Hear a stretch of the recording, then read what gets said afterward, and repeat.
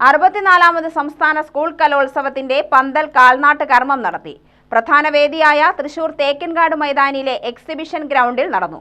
ജനുവരി 14 മുതൽ 18 വരെ തേക്കിൻകാട് മൈതാനം ഉൾപ്പെടെയുള്ള 24 വേദികളിലായാണ് കലോത്സവം അരങ്ങേറുക.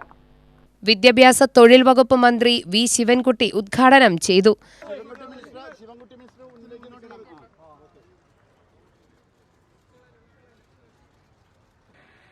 14,000-ഓളം വരുന്ന വിദ്യാർത്ഥിനികളാണ് പങ്കെടുക്കുന്നത്. 25 വേദികളിലായിട്ടാണ് നടക്കുന്നത്. 400-ഓളം ജഡ്ജസാണ് ഇതിൽ പങ്കെടുക്കുന്നത്. ഈ തൃശ്ശൂർ മേള പൂർണ്ണമായി പരാതിരഹിത മേളയാക്കി മാറ്റുവാൻ വേണ്ടിയാണ് ഞങ്ങൾ ആഗ്രഹിക്കുന്നതെന്ന കാര്യം ഞാനിവിടെ സൂചിപ്പിക്കുന്നു. ജഡ്ജസിനെ സംബന്ധിച്ചിടത്തോളം ഇപ്പോൾ സ്വാഭാവികമായിട്ട് സമ്മാനം കിട്ടാത്തവർക്ക് പരാതി ഉണ്ടാവും, അത് നമ്മൾ ഗൗനിക്കേണ്ട കാര്യമില്ല. പക്ഷേ ജഡ്ജസിനെ സംബന്ധിച്ചിടത്തോളം പൂർണ്ണമായി അവർ സംസ്ഥാന സർക്കാരിൻ്റെ പോലീസിൻ്റെ വിജിലൻസിൻ്റെ നിരീക്ഷണത്തിലായിരിക്കുമെന്നുള്ള കാര്യം ഞാനിവിടെ പറയുവാൻ വേണ്ടി ഞാൻ ആഗ്രഹിക്കുകയാണ്.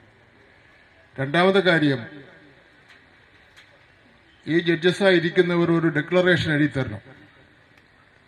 ഈ മത്സരത്തിൽ ഒരു ഡിക്ലറേഷൻ ഫോം തയ്യാറാക്കിയിട്ടുണ്ട്.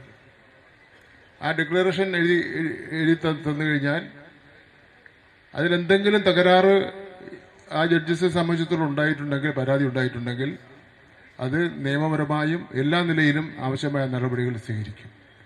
അങ്ങനെ എല്ലാ നിലയിലും ജാഗ്രത പുലർത്തിക്കൊണ്ട് ഒരു പെശകവും ഉണ്ടാവാത്ത രൂപത്തിൽ നടത്തുന്നതിന് വേണ്ടിയാണ് ഞങ്ങൾ ആഗ്രഹിക്കുന്നത്. റവന്യൂ ഭവന നിർമ്മാണ വകുപ്പ് മന്ത്രി കെ രാജൻ അധ്യക്ഷത വഹിച്ചു. യോഗത്തിൽ വിവിധ സബ് കമ്മിറ്റികളുടെ മുന്നൊരുക്കങ്ങൾ വിലയിരുത്തി.